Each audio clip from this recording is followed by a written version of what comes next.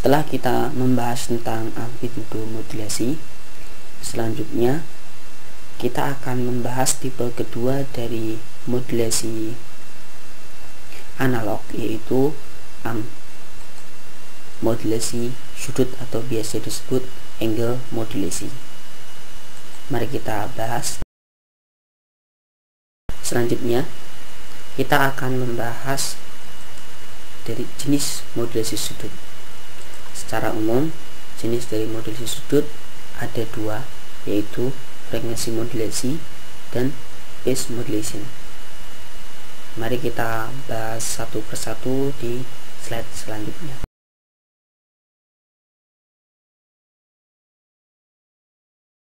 Setelah kita mengetahui dua jenis dari modulasi sudut, selanjutnya saya akan menjelaskan tipe pertama dari modulasi sudut, yaitu frekuensi modulation. Secara umum, frekuensi modulation dapat diperlihatkan atau dapat dinyatakan dengan grafik berikut. Sama seperti amplitude modulation, ada dua tipe sinyal yang ada di grafik ini, yaitu sinyal baseband atau biasa disebut message signal, dan yang kedua sinyal modulasi atau bisa disebut sinyal termodulasi. Dari grafik ini kita ketahui pengertian dari frekuensi modulasi. Frekuensi modulasi adalah modulasi yang mana frekuensi dari sinyal pembawa diubah-ubah sehingga sesuai dengan amplitude dari sinyal pemodulasi atau message sinyal sebelum sinyal ini dikirimkan.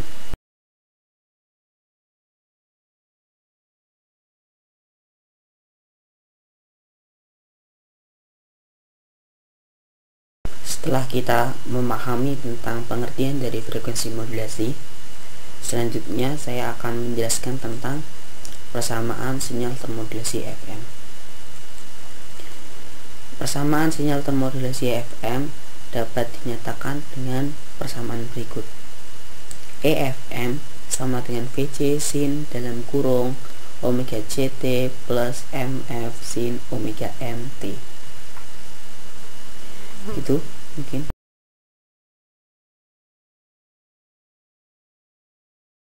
Persamaan dari modulasi frekuensi FM dapat dinyatakan sebagai berikut.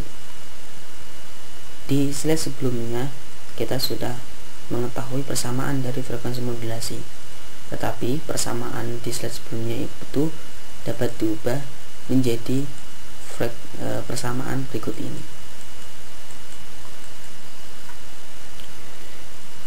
EFM sama dengan VC C0 MF sin omega CT plus VC C1 MF sin omega C plus omega MT dikurangi sin omega C min omega MT plus VC C2 MF sin omega C plus 2 omega MT min sin omega C min 2 omega MT, dan seterusnya sampai tidak terhingga.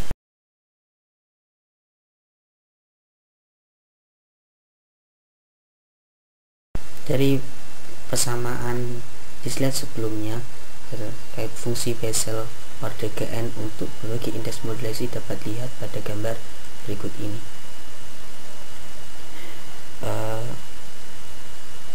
Pada gambar berikut ini ada berbagai macam persamaan yang muncul, yaitu persamaan dari frekuensi pembawa VC, set band pertama di frekuensi VC plus FM dan VC min FM, set band kedua di frekuensi VC plus 2 FM dan VC min 2 FM, dan seterusnya. Dan dapat dilihat pada gambar berikut ini, semakin ke arah kanan maka frekuensinya semakin besar. Begitu. Sebelum kita melanjutkan ke pembahasan modulasi fase, saya ingin memperlihatkan flash modulasi amplitude dan modulasi frekuensi. Dapat dilihat pada gambar ini terjadi pada frekuensi radio dan pada proses pemancaran sinyal suara pada radio.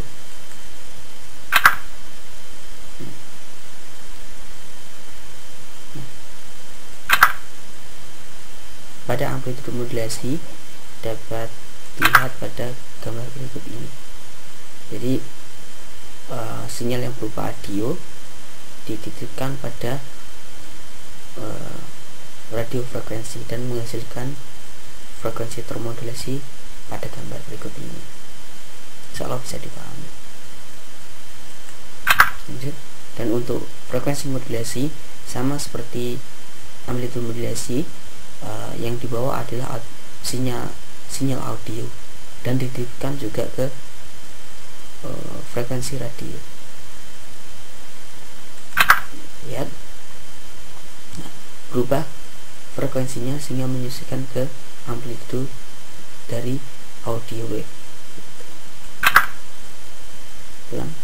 Nah, itu.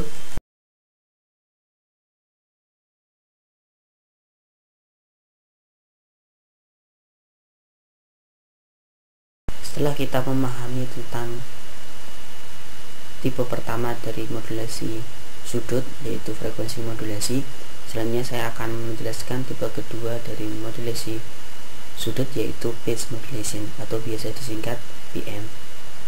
Dan secara umum modulasi fase dapat dilihat pada gambar berikut ini. Sama seperti modulasi sebelumnya, ada dua tipe sinyal yang ada pada gambar berikut ini, yaitu music signal yang berwarna merah dan sinyal pembawa yang berwarna hijau ini, dan menghasilkan sinyal termodulasi yang berwarna biru ini. Dari gambar ini kita ketahui pengertian dari phase modulasi adalah modulasi yang mana fase dari sinyal karier diubah-ubah sehingga karakteristiknya sesuai dengan amplitude sinyal pemodulasi atau music signal.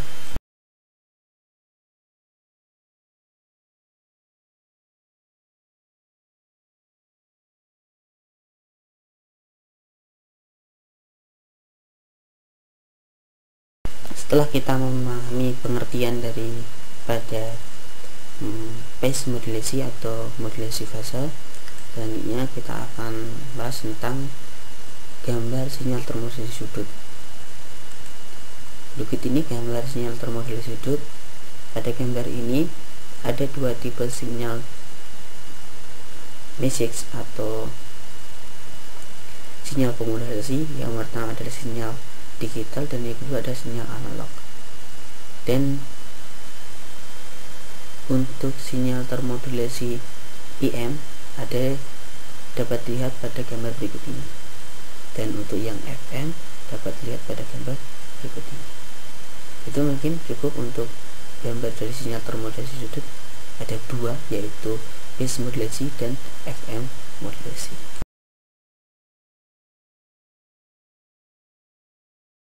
Untuk materi berikut ini kita akan membahas tentang tipe ketiga dari modulasi analog, yaitu pulse amplitude modulation atau biasa disingkat PAM. Secara umum untuk pulsa amplitude modulasi dapat dilihat pada gambar berikut ini. Sama seperti modulasi sebelumnya, ada dua tipe sinyal yang ada pada gambar berikut ini. Yang pertama, music signal yang berwarna merah dan sinyal termodulasi PAM yang berwarna hitam ini. Dari gambar berikut ini kita dapat ketahui pengertian dari pulsa amplitude modulasi adalah modulasi yang mana sinyal pembawa yang berupa sinyal diskrit diubah amplitudenya sehingga sesuai dengan amplitude music signal atau sinyal pemodulasi sebelum sinyal ini dikirimkan. Berikut ini.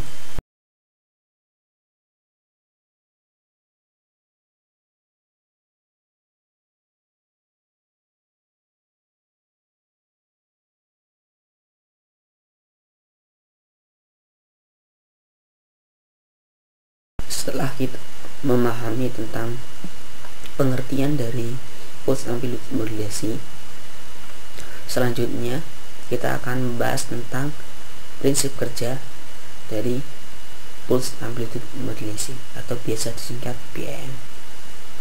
Untuk prinsip kerja dari PAM dapat dilihat pada gambar berikut ini. Sama seperti modulasi-modulasi sebelumnya, pada PAM ada 3 tipe sinyal yang berperan pada prinsip kerja PAM, yaitu sinyal pemodulasi, 2 sinyal pembawa, dan sinyal termodulasi. Pada gambar berikut ini dapat kita lihat bahwa sinyal pembawa yang berupa sinyal pulsa atau diskrit diubah amplitudenya sehingga sesuai dengan sinyal pemodulasi dan menghasilkan sinyal termodulasi pada sebelah kanan berikut ini. Itu mungkin prinsip dari PAM.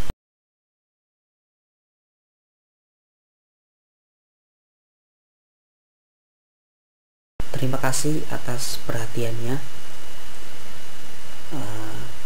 Semoga video ini bermanfaat dan sampai jumpa di video pembelajaran pendidikan fisika selanjutnya.